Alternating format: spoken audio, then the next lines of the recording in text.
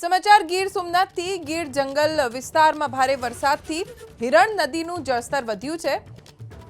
Hiran dam 2 નો એક દરવાજો અડધો ફૂટ ખુલ્લો હતો, જ્યારે પાણીનું લેવલ જાળવવા માટે વધુ એક દરવાજો અડધો ફૂટ ખોલાયો।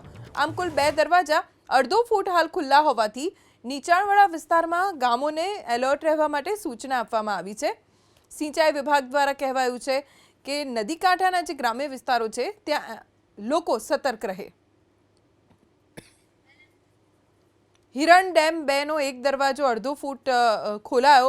હવે કુલ મળીને 2 દરવાજા ખોલીને પાણી છોડવામાં આવી રહ્યું છે નદીમાં। નર્મદા જિલ્લાથી સમાચાર મેઘરાજા સતત અહીંયા વરસી રહ્યા છે। હવામાન વિભાગની આગાહી પ્રમાણે નર્મદામાં વહેલી સવારથી જ કાળા ડિબાંગ વાદળો વચ્ચે વરસાદ તૂટી પડ્યો। રાત પડતા જ ધોધમાર વરસાદ પડતા નીચાણવાળા વિસ્તારોમાં પાણી ભરાઈ ગયા। સાગબારાના કેટલાય વિસ્તારોમાં વરસાદ પડ્યો। આખા દિવસ દરમિયાન સાગબારામાં 4 ઇંચ વરસાદ પડ્યો।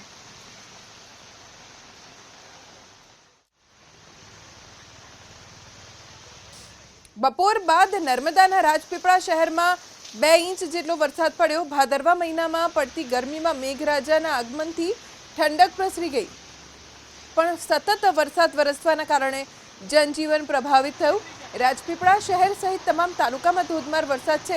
સૌથી વધારે વરસાદ સાગબારામાં ખાબક્યો છે।